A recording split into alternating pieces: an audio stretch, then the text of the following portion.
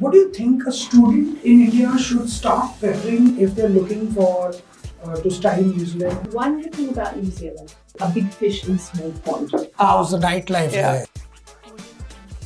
How do you think is the education system in New Zealand? We have fantastic pilots training programs. And we did recently host the Women's FIFA World Cup as well, really popular in New Zealand. Interesting, that's great insight.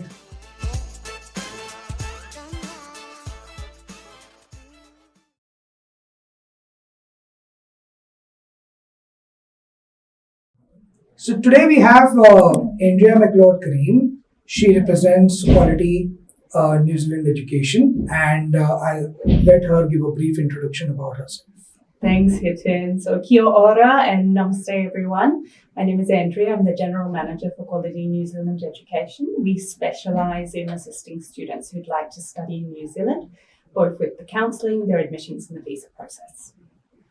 I've worked with New Zealand education field for about 13 years now.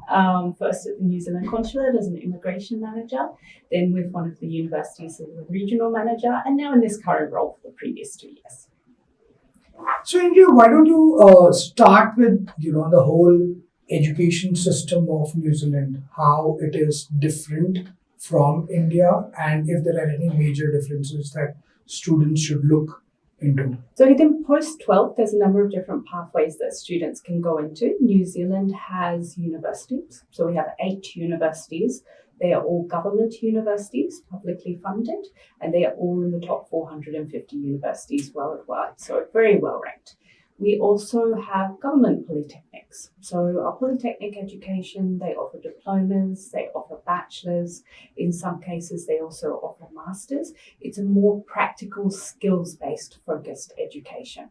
New Zealand also has a number of private colleges. So in private colleges, we usually specialise in a particular area. So it might be a hospitality college or a design college. I would say again that the education would be more practically focused there compared to the academic nature of the universities. Interesting. So what do you think the application process for an undergrad versus a postgrad, how different it is, how intense it is, how are the profiles being looked at when a student really applies to any of the New Zealand institution? Sure. So New Zealand has a very transparent application process, and fortunately for the students, it is not as competitive as some of the other countries like the US and the UK, where you have to go through various shortlisting rounds, show a list of extracurriculars that would be suitable for somebody joining the United Nations and so on. New Zealand, what we usually look at is purely academics, particularly at the undergraduate level. So if a student has met the academic threshold for entry, they will receive an offer. It's a very reasonable academic threshold for most of our universities. For example, if they're a CBSE student, they just need 75% average in their 12th grade. University of Auckland needs a bit higher because they're a top 100 university. For certain courses, so if they're going for a design-based program or architecture or medicine, there can be, or veterinary science and aviation, there can be some additional requirements they have to meet alongside as well. Postgraduate can be more competitive, particularly if you're going for a research-based program. So depending on the program you're aiming for, if it's a coursework-based master's or a research-based master's, there will be different requirements. Students who are ultimately aiming to go into academia, to do a PhD, to do research, should be aiming for a 2-year research master's. They do usually need a research proposal and to find a supervisor for that.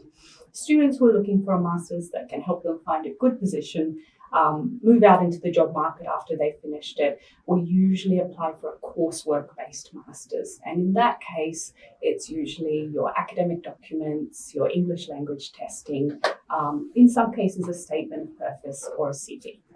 Would they also need any kind of a work experience prior to applying for masters? Not in most cases. There are certain masters where you do. For example, I get a lot of students asking me about MBA in New Zealand. So an MBA in New Zealand has to be done after work experience. There are no MBAs that are open to fresh graduates. Instead, we would basically advise those students to go for maybe a Master's of Business Management or a Master's of Global Management, or a program that is suitable for a student who's just graduated. There's a few I would say very few examples like that where they do require work experience beforehand, but most of the programs are open to fresh graduates who don't have any experience under their belt yet. So, like you said, for an undergrad, right, the Mm. most important aspect is the grade 10 and Yes. 12 scores, which is more focused on academics and not looking at their entire profile building. Yes. Similarly, for a postgraduate student, is there a GRE or a GMAT as a part of the process which is required by the student to give, or is it a work experience or the profile would still be great? So if the student is going for MBA, they do usually need to do GMAT. The reason for that is the accreditation that the MBA program has. For other master's programs, there's no test like a GRE that they need to do. It's purely on the basis of their profile. Now, depending on which type of course they're going for, there will be different things that the admission staff look for. So, for example, if you're going for a design or an architecture-based master's, the portfolio is a really important part, possibly even more so than your academics. If you're going for a science research program, they will be looking alongside your academics at examples of previous research you've done within your bachelor's degree. What is your research proposal that you'd like to work on? So case by case basis, postgraduate level, they do look more at the overall holistic profile than they look purely at the academics, but academics does play a very big part still. So, India, my next follow-up question to you would be that we've been talking to students of lately and looking at the global political situation changing drastically everywhere in the world, right? How acceptable is the country for Indian students? Within the campus, outside the campus, what does the life look like? Yeah. What should they expect out of the country when, because they're investing into that country in the initial years? Yes, so New Zealand, we're a small country. We have only about 5 million people, and we are a country which is usually very friendly to migrants and to international students, because we recognise that as a small country with big ambitions, we need highly skilled and highly talented people to want to come and study with us, work with us, live with us. Kiwis, as we call ourselves, are usually very friendly, very welcoming. I would say my bachelor's students who go down tend to make friends from a wide variety of backgrounds. They'll have some Kiwi friends, they'll have some Chinese friends, some American friends, some European friends. So it does tend to be a very multicultural society. There is quite a big Indian community settled in New Zealand. So I think Hindi is one of the main emerging languages there. It's definitely in the top 5 now. So students, when they get there, they can expect to feel at home, they can expect to feel welcomed, and they can expect to interact with people from a wide variety of walks of life and backgrounds. Interesting. That's great insight. And when it comes to the diversity, how do you think that the New Zealand education system is looking at that? Are they looking at specific continent students from specific countries, or it's diversified? Because that's what really builds a country and an institution at the same time. Yes. So Education New Zealand, which is our government body, does have a policy of diversification. So they want to encourage students from a wide variety of backgrounds to come study in New Zealand. Each university you might choose to attend will usually have more than 100 different nationalities on campus. As we know, around the world, usually the number one nationality on campus would be Chinese students. That's purely population, right? Indians are usually maybe within the top 3 or the top 5 on each campus.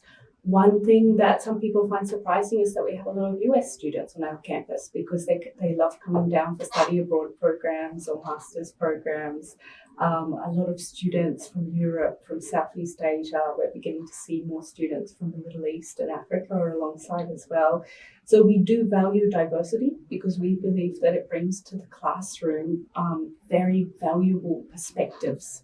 in terms of what students can learn for each other. It's valuable not only for the international students that are coming into the country, it's incredibly valuable for the domestic students in New Zealand as well, who may not have had the chance to travel overseas before, might not have previously met people from a lot of different backgrounds. And at university, they have the opportunity to then learn from those different viewpoints. What are let's also talk about what are the top 3 or 5 courses which usually an international student would look to apply into New Zealand, which might be the most competitive fields, and also some of the underrated courses which maybe students at a global level are not even aware of that they can apply to. Yeah. So I think worldwide, we see the most popular courses being in business and engineering. It's no different in New Zealand. The majority of students would come for business and engineering. Within that, we have some really interesting types of engineering they can go for, whether it's renewable energy and engineering, whether it's cybersecurity engineering. I'd say number 3 historically has usually been in the area of hospitality and tourism. Because that's an area that New Zealand excels in. So a lot of students come down to learn from that experience and from that knowledge. Emerging courses, so ones that I would love to see more students coming from, ones that we're actually seeing Indian students in particular start to pick. Within the sciences, we do particularly well in research. So whether it's biomedical, biotechnology, whether it's within food science and food technology, the agricultural field, even marine biology, environmental science, these are all really popular areas in New Zealand because of the expertise and because of the recognition that New Zealand has in these areas. New Zealand, what I would also like to see is more students coming for aviation. We have fantastic pilots training programs. One of our universities offers a bachelor's degree in this area. So you can get a bachelor's degree, you can also get your pilot's license. And then we also have private institutes that offer diploma programs. And then we see our graduates, some stay in New Zealand, some go all around the world to become pilots or to work as flight instructors, etc. Apart from that, I would love to see more students come for areas related to either architecture or engineering to do with sustainability. So New Zealand tends to be a world leader when it comes to energy saving design and construction. So it would be great to see students come down and learn in these areas alongside. Great. So, sports is picking up at a global level. Yes. Right? Yes. And we recently had the FIFA World Cup and the Cricket World Cup, and then obviously we have the Olympics being hosted, and India is also going to be hosting Olympics very soon.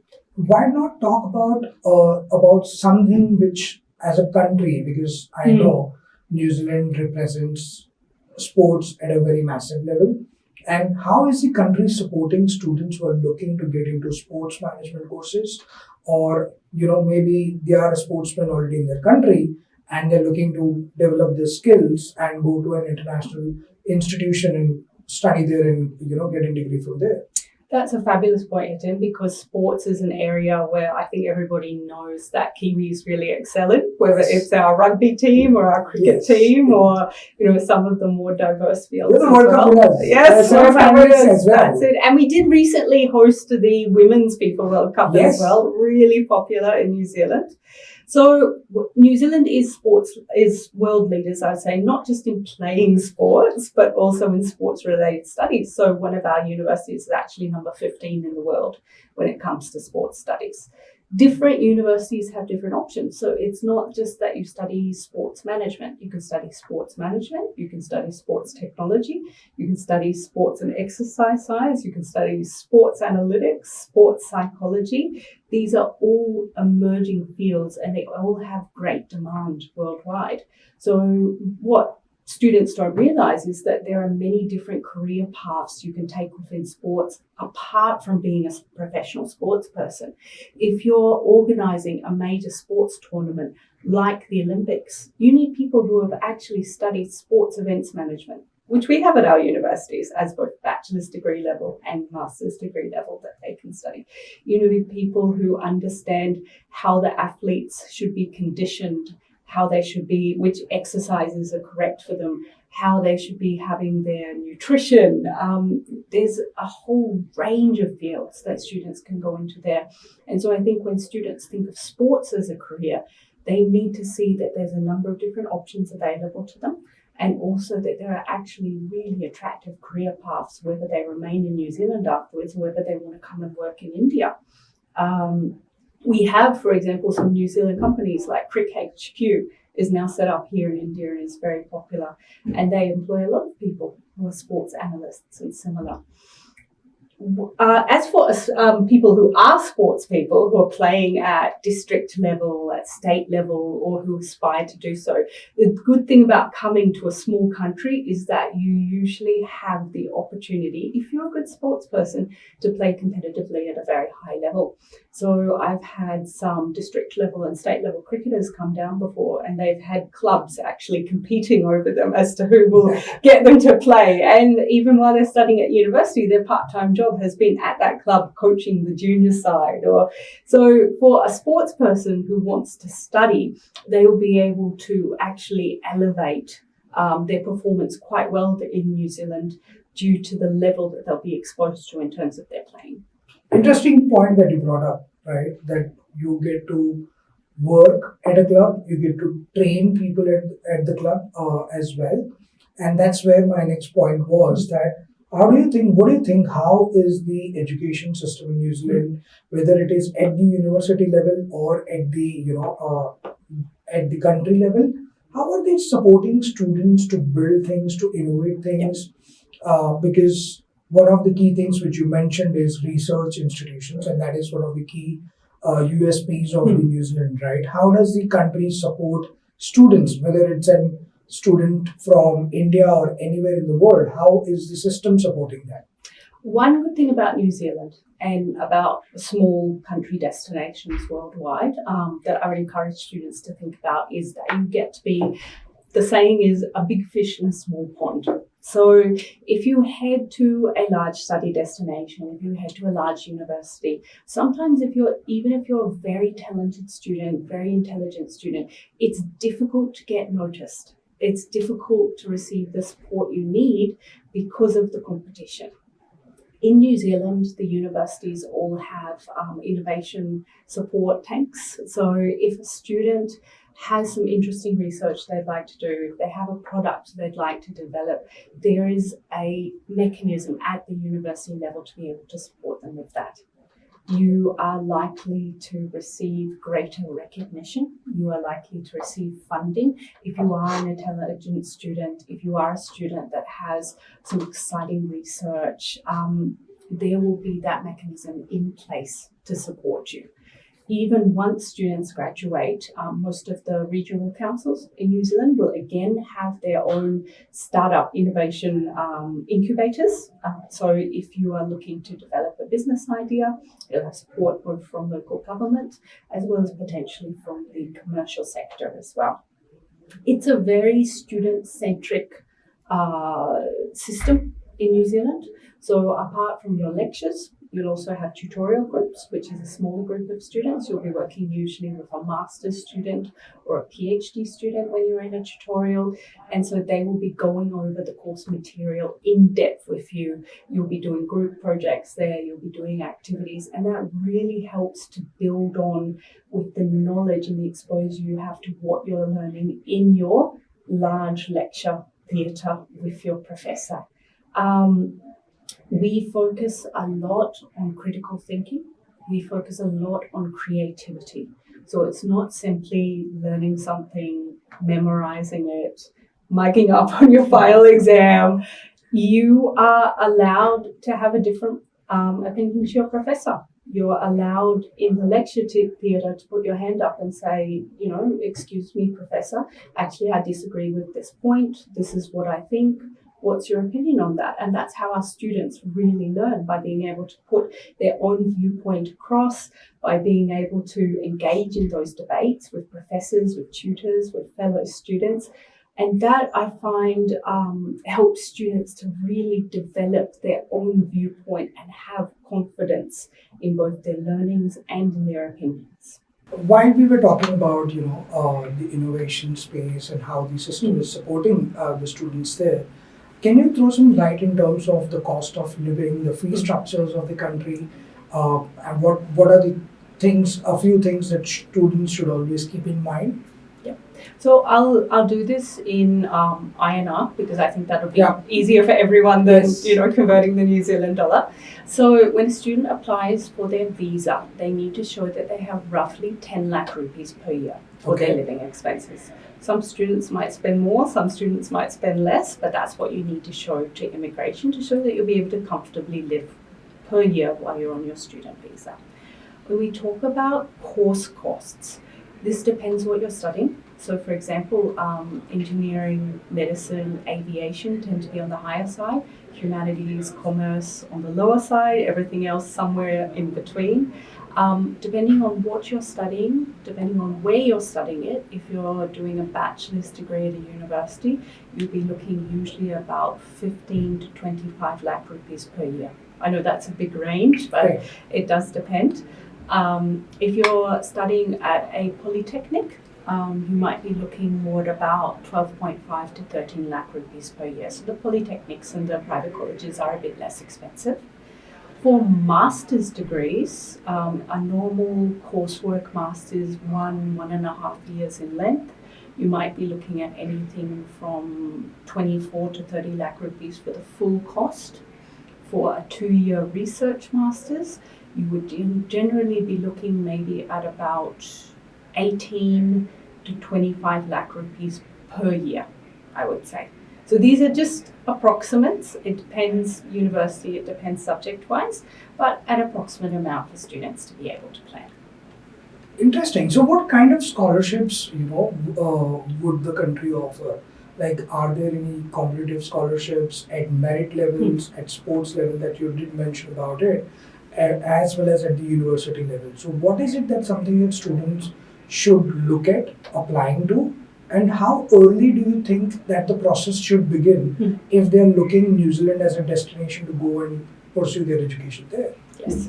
So every university will have merit-based scholarships. For some universities, they might range from anywhere from 2.5 lakh rupees to 10 lakh rupees. Depends on the university. Depends on what the scholarship is. They are always academic merit-based. It would be rare for a student to receive any other type of scholarship than that. So you have to ensure that your marks are not only meeting the entry criteria. If you want a scholarship, they should be quite a bit higher than that. So it's, I get a lot of students asking me about scholarships. My main point is look at your profile, make sure that you've done the work that you need to do beforehand to get those high marks and be able to get that scholarship. There are also Commonwealth scholarships. So, for example, India is now in the list of the Commonwealth scholarships, the Unocue scholarships, as we call them in New Zealand. In that case, a student's entire study costs would usually be covered. But the important point to note there is that this is a development scholarship so that you can go back and benefit your own country afterwards. Right. So if somebody is getting a Commonwealth scholarship, they're expected to return to India at the end. They would not usually be granted a work visa to remain in New Zealand. At PhD level, students are actually eligible to have domestic student fees. So PhD fees are actually much less than master's fees or bachelor's fees, and there are fully funded scholarships as well as stipends available at PhD level. So while you get these scholarships and while the system supports, what are the kind of opportunities that a student would have? And also, if you can throw some light in terms of, has there been any major policy change pre-COVID to post-pandemic? And what are the working hours a student would usually be able to, do in the country and try to make some living out of it? Yeah. So students are allowed to work part-time while they study, as long as they are at degree level or above. Usually there's some rules regarding diploma level students and how long their course is. It is 20 hours a week while you're studying, and if you're staying in New Zealand during your scheduled holidays, you're allowed to work full-time at that stage.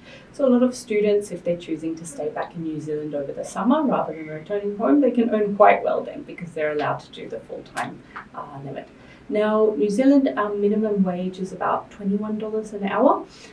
So quite generous. A student doing 20 hours a week can take care of most of their weekly expenses off that. But what I always say to students is don't rely on that. Right. Make sure that you do have your living expenses sorted in Yes. advance, because there might be a week where you have extra assignments to do. You don't want to do your 20 hours work because it's going to compromise getting a good mark on your project. So some students I've sent previously have worked 20 hours a week. Some have chosen not to take up a job because they're in a very intensive course. And some have chosen to work 8 to 10 hours a week because that's what fits them around the time that they need for their studies. So studies have to be prioritised first. After that, you do your part-time job. When students graduate, if they're studying a bachelor's degree, a master's or a PhD, then they're eligible for a 3-year post-study work visa. Okay. So it's an open work visa. They can work for anyone they want anywhere in New Zealand. You don't need a job offer to qualify for that. If students are doing a postgraduate diploma, they get 1 year as per the current rules. So usually bachelor's, master's and PhD students will receive the 3 years to stay back.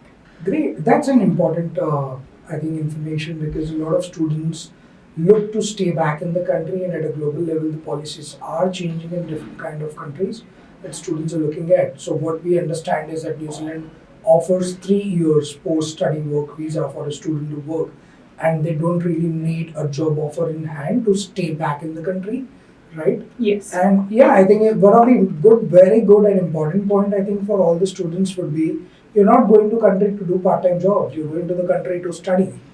So let's focus on studying more, and then probably try to do some part-time jobs there and try to make a living out of it. It's very true. And the advice I always give my students is, you need to think about your permanent job after you finish your studies. If you've compromised on your grades because you're working too much rather than doing your assignments, that is also going to compromise on the type of job you can get when you graduate.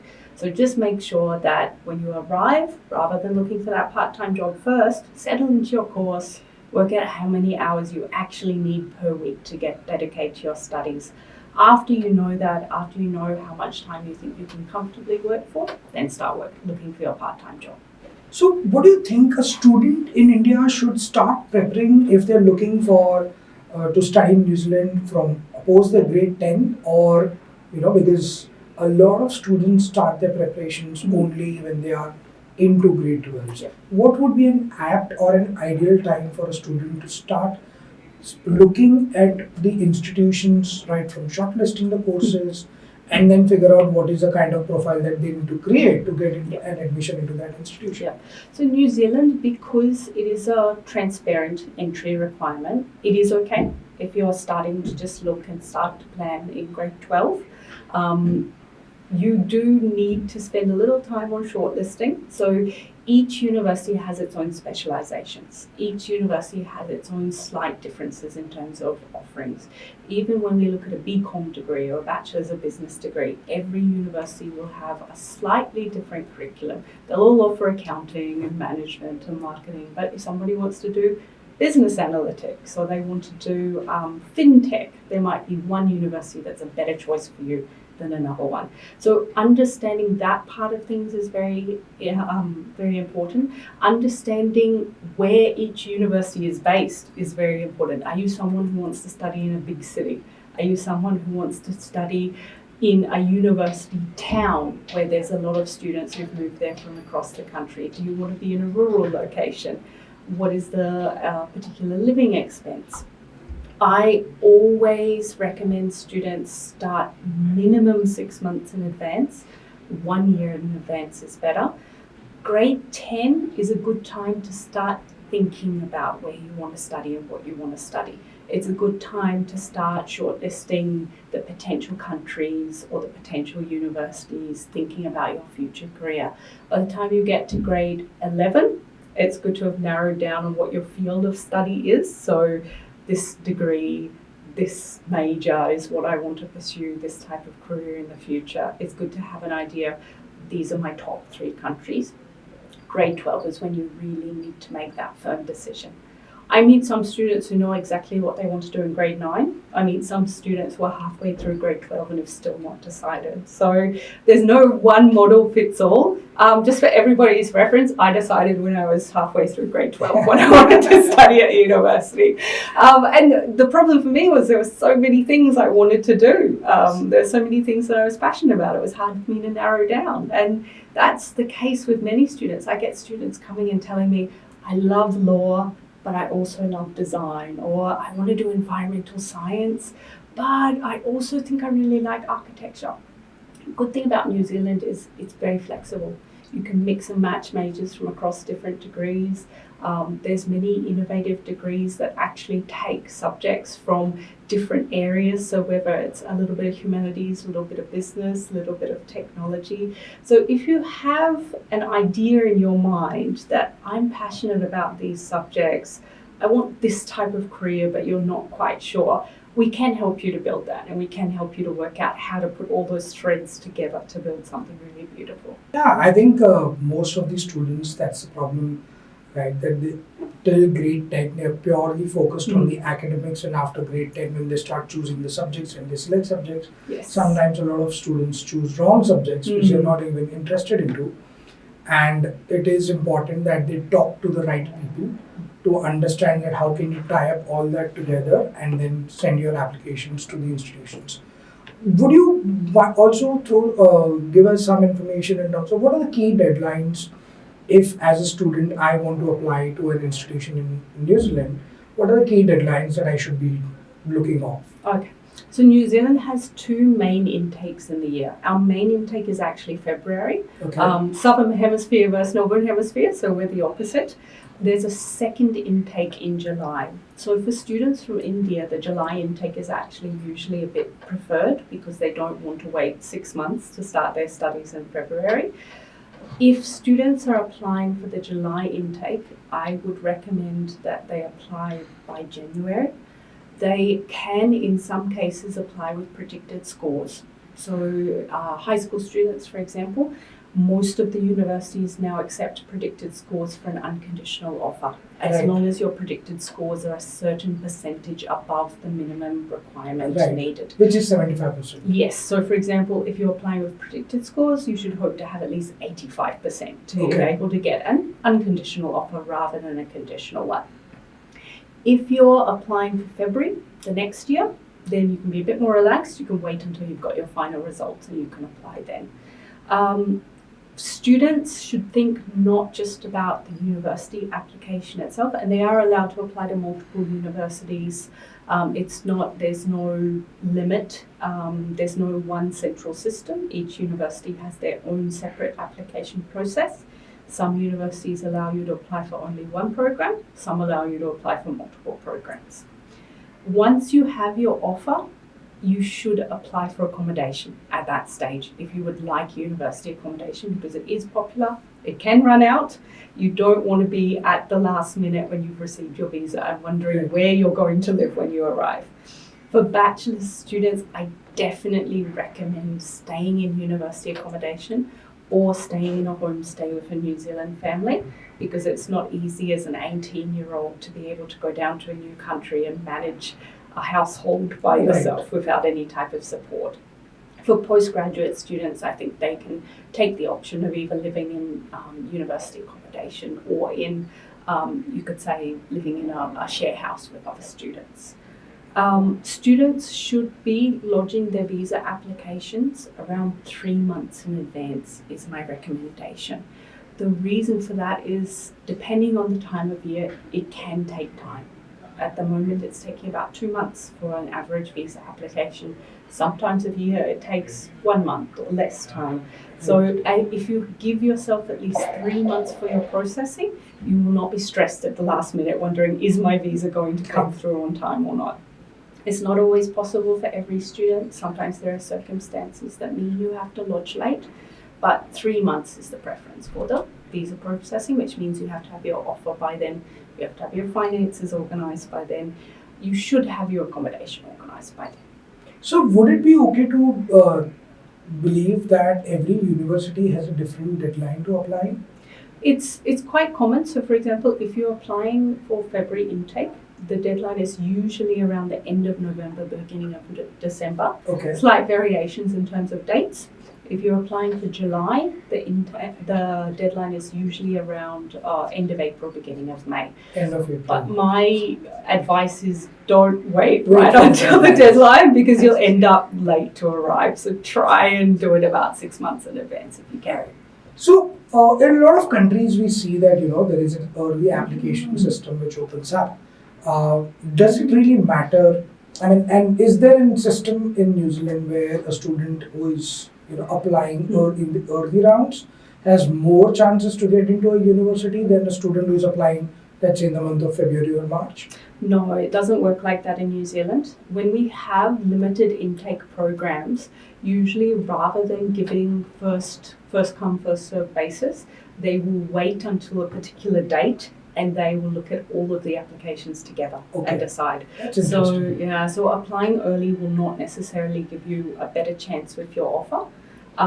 It will certainly make you more organised for the rest of the process, but it's not the same type of system in terms of early application that we see in some other countries. So for a July intake, students would get their maybe conditional or unconditional offer letters by what time? By end of May or by first week of June? Is that when they should expect their offer letters to come in? So it's done on rolling basis, unless it's a limited intake course. If it's a limited intake course, there will be a particular date. That depends on the course itself. If it's a regular program, it's done as and when. So regular programs, because there's no shortlisting, if you meet the requirements, you receive an offer. So students also have that confidence in their mind that yes, my academics are meeting these requirements, I will get my offer. So in some universities, you might get them within 1 or 2 weeks. In some universities, it might be up to 4 weeks. Now, an Indian parent always looks about and talks about and thinks about is what is the return on investment that I'm going to get out of the system.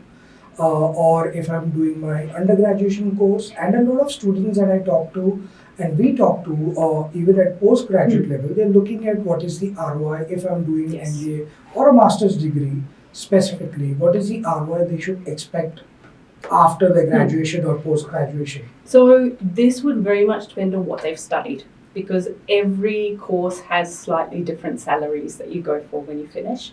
New Zealand actually publishes what we call the green list, and this is occupations that are particularly in demand in New Zealand, where you can expect that you'll receive a job offer very easily. You can usually expect that the salaries might be a bit higher as well. A lot of engineering, IT occupations, healthcare, a few more like teaching, construction, etc., food technology are on that list.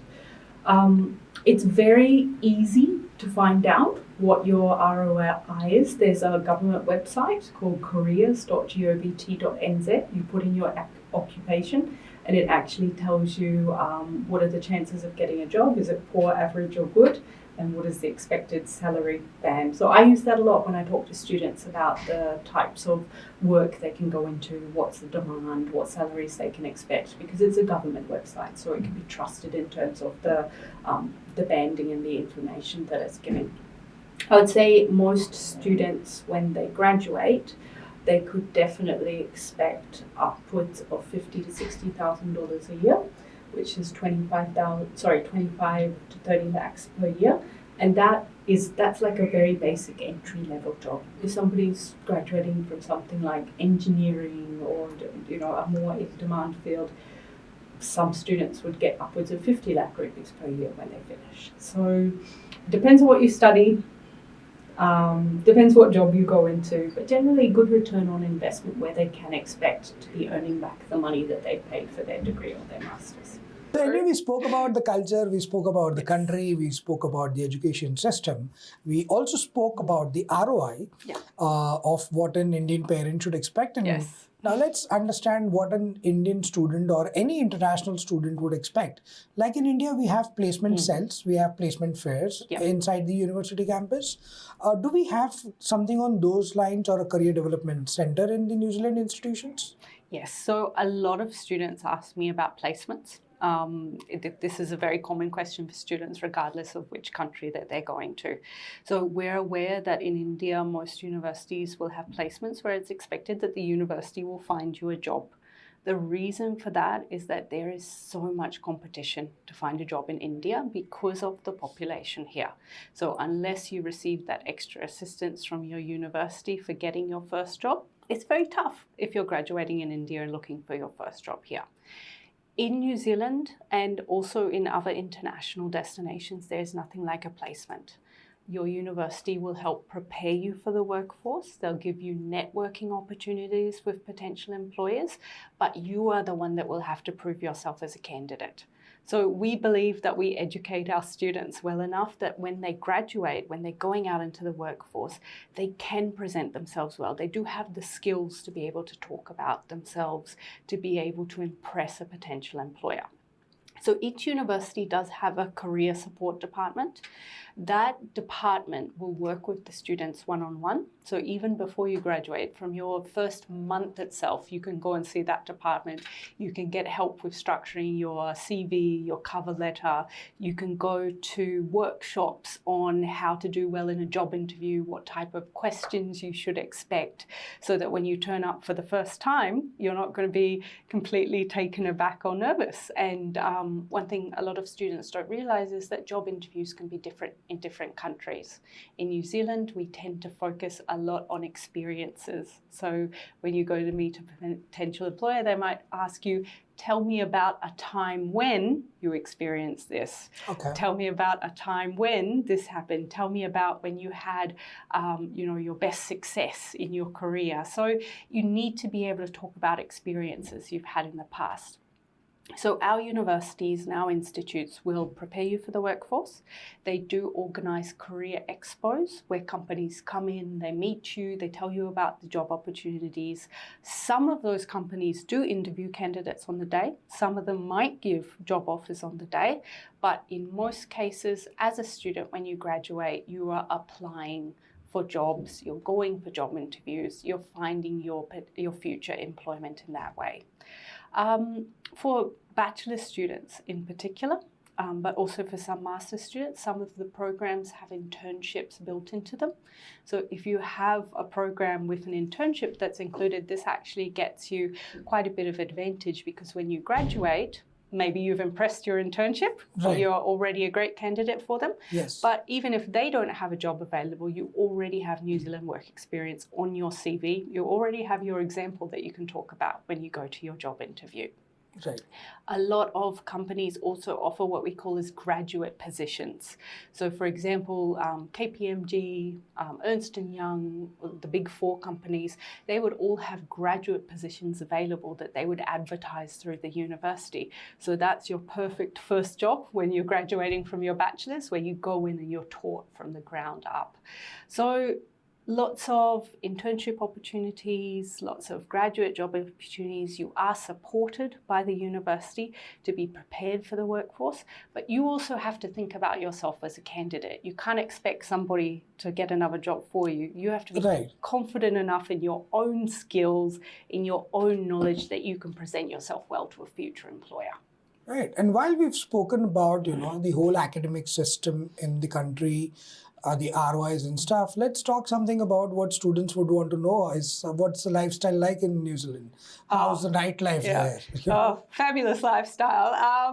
I can't talk too much about nightlife. I'm a bit of a homebody.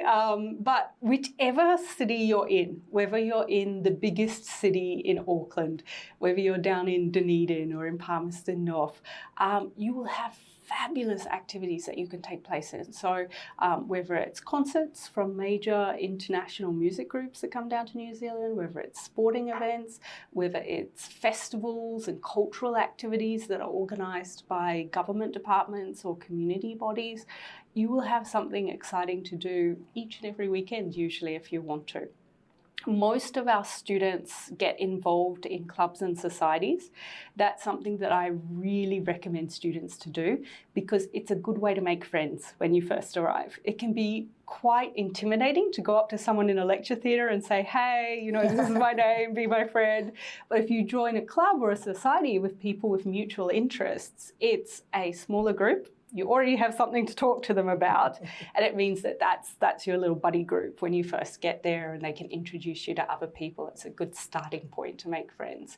So there are clubs and societies, everything from going hiking on the weekend, scuba diving, there's Bollywood dance groups, there's, law society, etc., subject specific. There's entrepreneurship groups for people who are developing their own ideas for business. So this is a really great way for students to get involved in activities, meet other people, make friends that they can go out and experience the nightlife with. Right. Apart from that, we're a very outdoors society. We're a very active society.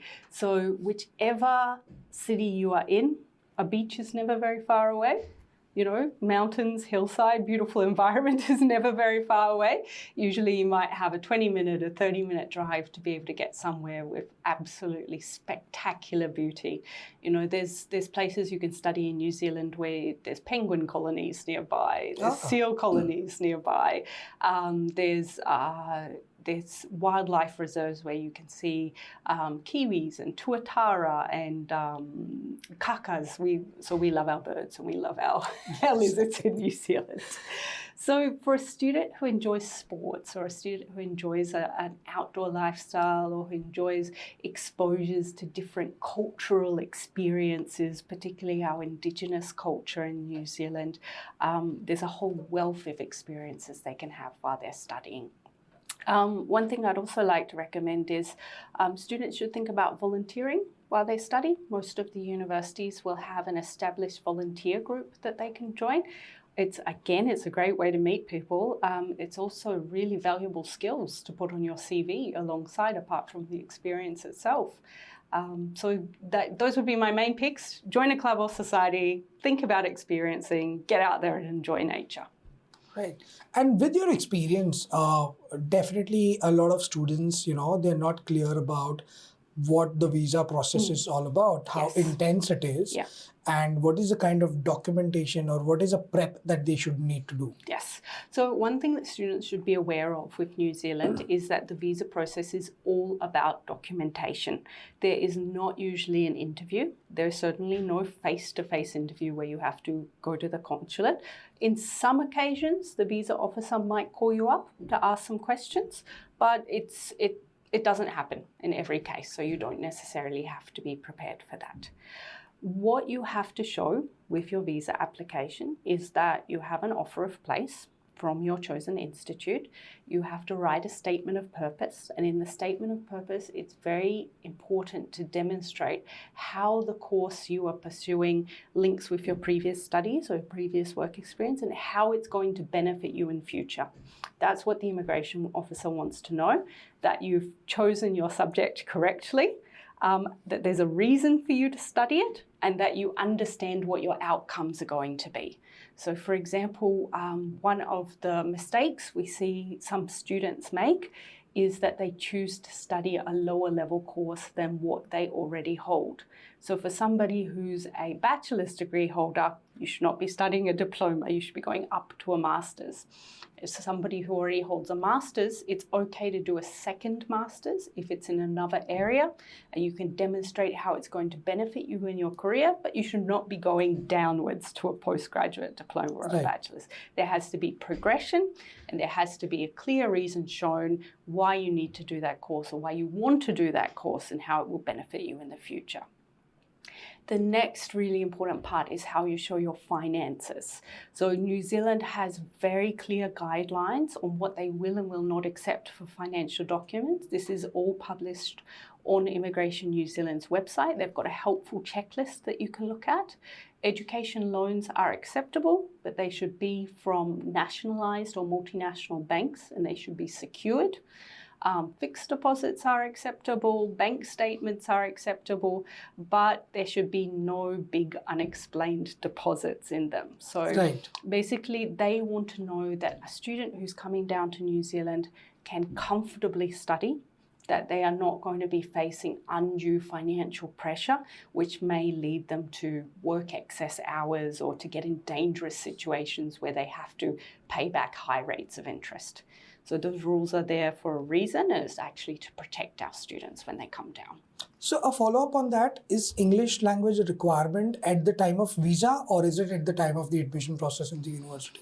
It depends on the level they're studying at. So if a student is studying a bachelor's degree, they do not always need to have an English language test, because if they're studying at a university, then the universities actually accept English language evidence, sometimes from the high school diploma itself. Okay. So for example, if you're doing an IB diploma, or even if you're in CBSE, ICSE, they can take your English language from your 12 marks if it's at the standard that they require. Now, if you are applying on the basis of predicted scores and you don't have your final English mark, yes, in those cases, you have to give your English language tests. Okay. For a postgraduate student, or for a student who is attending a polytechnic or a private college, they will always have to give their English. Okay. Yeah, it's only universities that have the right to waive it, and that will also be recognized in the visa process, and they will usually only do it at a bachelor's level. Okay. So for a normal degree at undergraduate level, you need IELTS 6, no band less than 5.5. For postgraduate, it's 6.5, no band less than 6. If students want to do specialist courses like nursing or teaching, or even, I think, aviation, it has to be a bit higher. It's usually at about the 7 mark. Oh, is it? Yeah, for teaching and nursing, it's 7. For aviation, I think it's 6.5, if I'm remembering correctly. Interesting. And now, like, we are also heading towards the application season, right? Yes. And April will soon be hitting us in next couple of months. Any advice that you would want to give it to the prospective students, that what should be they looking at in the next 2 months, apart from, because a lot of 12th graders in India would be giving their board exams for next 1.5 month. What would be your advice to them? Yeah. My advice is try to be as clear as possible on what you want to do and why you want to do it. It is possible. This is particularly for the 12th graders. It is possible to change after you're in a university. If you start and you realize this is not the course for me, or this is not the major for me, you can change. It can be complicated depending on when you choose to do it, but it's not the be all and end all of the world if you've made a mistake and you change your mind afterwards. But just be as clear as possible that yes, this is my choice. Yes, this is where it's going to lead me. I think that clarity will help you in both deciding which type of university is right for you, deciding the location that is right for you, and deciding the career that is right for you. Students who are currently in the 12th grade, my advice is don't panic. And one more advice I want to give to students is, if you do not get the grade you are looking for, there's always a way to move forward. It is not the end of the world if you don't get into your preferred university. It is not the end of the world if you don't get the percentage that you want. There's always an alternate way. So for example, sometimes if a student misses out on the entry requirements, they do what we call as foundation studies. Right. It means it's 6 months extra, and then you start the degree that you wanted. So please, it is a stressful time. It is really difficult, particularly if you get a result that's disappointing to you. But just remember that, yes, it's a setback, but there's a way to move forward. And I think it is important, right? Focus on your academics right now, and then that will do the job for you. So to summarize the entire conversation, Andrea, what would be the top 3 USPs for a student who's looking to study in New Zealand, from your perspective? All right. So New Zealand is actually the #1 English-speaking country in the world for educating students for the future. So what we do when we educate students is not just about the hard skills, it's also about the soft skills. It's about that critical thinking, it's about that creativity, it's about communication, it's about learning to work in groups, and that is built into every degree. Okay. So that, I would say, is a major USP of New Zealand, that when you graduate, it's not just your hard knowledge that you've received, it's also about how you go out into the world and how you apply it. So that's something that we give our students, that they're very well-rounded graduates and they're able to apply themselves well to what they do in the future. Second USP, very safe and very welcoming. So New Zealand has very low crime rates. People are generally quite welcoming, quite friendly, low incidence of racism as well. So students, when they arrive, they can expect to feel at home, they can expect to feel safe, and they can expect to make their own place within the community there, whether it's the university community or whether it's the city and the country as a whole. So that would be USP number 2. USP number 3, I would say, is some of the unique experiences that you can have in New Zealand while you're a student. It's not all about studying. So yes, studies should come first, but you also shouldn't be at the library each and every weekend doing nothing else except studying. You can go and you can hike up a volcano. You can go and you can visit islands and nature reserves. You can go skiing. You can just about everything in New Zealand. We've got every type of landscape that you could think of. Whether it's cultural activities, whether it's sporting activities, whether it's outdoor activities, that type of experience, there's many things that are unique to New Zealand that students can explore and discover there. That was fantastic, Andrea. It was lovely having you here today and having this conversation, because it's not about just the universities, it's about what the country has to offer to students at a global level. And it's been very insightful because we got to know a lot of things in terms of what New Zealand as a country has to offer and how it is, supporting students, everybody, whether it's you are born in New Zealand or you're born in India, it doesn't really matter. And that's the diversity that the country has to offer. And it's interesting. And I would say this to all the students that yes, if you have any more questions, to drop us a message, write down to us on our email ID, and you can follow us on hello.unocue on our Instagram page. We do have an opportunity where we can talk to you for 15 to 20 minutes. You can book a session with us and we'll be more than happy to help you. Thank you.